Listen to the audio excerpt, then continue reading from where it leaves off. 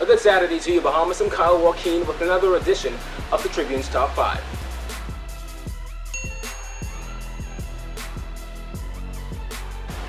Our fifth biggest story of the week comes from the ongoing saga of BEC Executive Chairman Leslie Miller and his light bill. Earlier this week, the image of a bill reportedly belonging to a family member of BEC Executive Chairman Leslie Miller surfaced on social media. The image showed a bill of $17,683. However, Mr. Miller said the image was, quote, manufactured. Speaking with the Tribune, Mr. Miller said the so-called bill was manufactured just like the Princess Margaret Hospital letter for Dame Marguerite Pinley. When asked if he intended to launch an investigation into the source of the bill, Mr. Miller said it would not make any sense. Mr. Miller has said he is being attacked by disgruntled BEC employees and union leaders who have launched an all-out war against him in an effort to have him fired because he is trying to make changes at the corporation. Last week, it was revealed that Mr. Miller and one of his family-owned businesses owed the corporation a total of $239,533. A few days later, $100,000 was paid on a bill for his family's Harold Road bowling alley.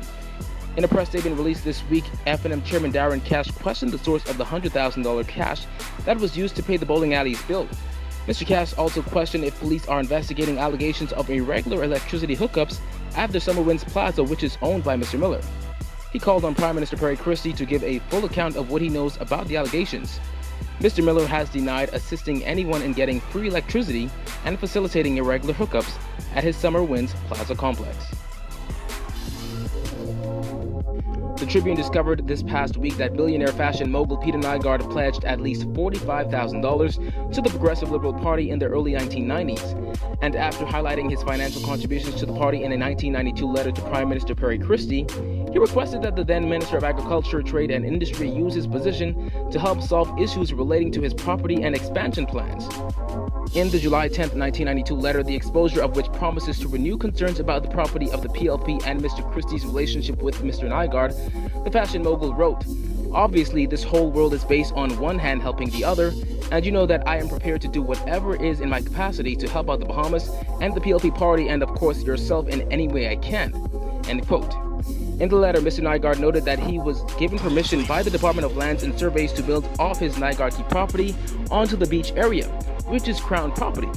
He asked Mr. Christie to legally arrange to have that property included into his land and deeded to him.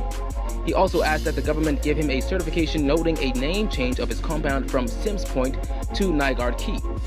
He wrote, "I would also appreciate getting a certification of this change by the government so that by the time the Forbes magazine comes to do a story for the lifestyles of the rich and famous shoot, that the name is official and he can use it in the promotion of the Bahamas and Nygaard Key."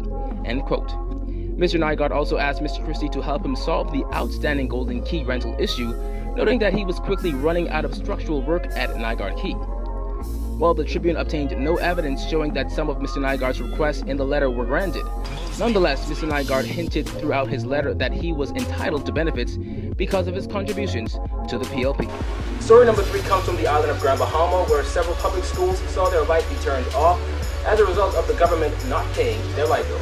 On Wednesday, the Grand Bahama Power Company disconnected several government schools on the island for unpaid electricity bills, which reportedly were several months overdue.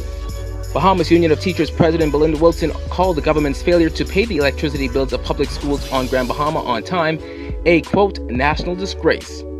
Mrs. Wilson told reporters that the power cuts showed that Education Minister Jerome Fitzgerald was not on top of his game. She also criticized the Ministry of Education for engaging in union-busting tactics over the past few months instead of focusing on important issues. Mrs. Wilson said, quote, "I thought that the time they spent with trivial matters, that they could have used it more wisely." She added, "It begs the question as to where is the priority in the country because education is the foundation. It is the basis of the community and what we are as a country." On Wednesday, Nico Grant, F&M MP for Central Grand Bahama, said the inability of the government to pay the school's bills was an absolute disgrace. Well, on Friday, Grand Bahama Minister Michael Darville said that the government has paid off the light bills and they expect to have power fully restored to all the schools by Monday. However, he added that the recent disconnection has put a strain on the government's relationship with the Grand Bahama Power Company. You may recall National Security Minister Dr. Bernard Nottage last week saying that crime is on a general trend downward and murders in New Providence are down. However, there were a few major details the minister missed out in his release of crime statistics.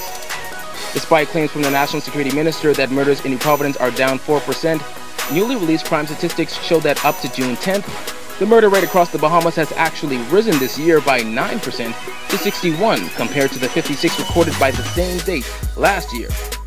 The report also shows that in Grand Bahama, murder has increased by 100%.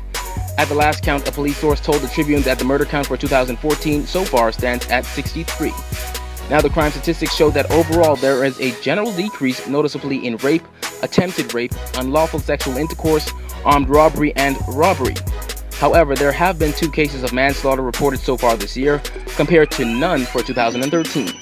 F&M Deputy Chairman Dwayne Sands told the Tribune on Wednesday he thinks Dr. Nottage intentionally left out the full crime stats. Dr. Sands said the context of Dr. Nottage's speech shows that he was trying to reassure Bahamians that murder was down. Now, our number 1 story of the week comes from within the ranks of the Free National Movement, where we found out that their deputy leader was receiving death threats from over 3 months ago. Wednesday, F&M Deputy Leader Loretta Butler Turner expressed concern for her welfare and that of her families after death threats and demands that she resign from frontline politics started to occur since March of this year. She said she felt compelled to make the matter public now after receiving an ominous warning by phone Tuesday night, which has left her unsettled. The Long Island MP said she initially turned the matter over to the police for investigation in March after receiving a threatening letter in the mail. However, she has heard little from the police since making her report. Mrs. Butler Turner said she was contacted by someone on Tuesday night who warned that she should be, quote, very guarded and careful. She told reporters at a press conference at her home that while she does not fear death, there is a, quote, very real concern of cowards who want to make such threats, end quote. On the next day, F&M Chairman Darren Cass pointed out that there was a letter sent with several names on it, including F&M leader Dr. Hubert Minnis, Theo Neely, Brentzel Roll, Dr. Dwayne Sands, and the F&M chairman himself. In that letter, the writer threatened to shoot all of them in the neck one by one if they didn't resign from the party. However, Dr. Dwayne Sands told the Tribune he was never even told of a death threat with his name on it. Dr. Sands said in his view, such a letter, whether credible or not, certainly ought to have been brought to the attention of the individuals named and whichever party officials deemed reasonable. Police say they are investigating the death threats. Well, that does it for this edition of the Tribune's Top 5. I'm Kyle Joaquin. See you next time.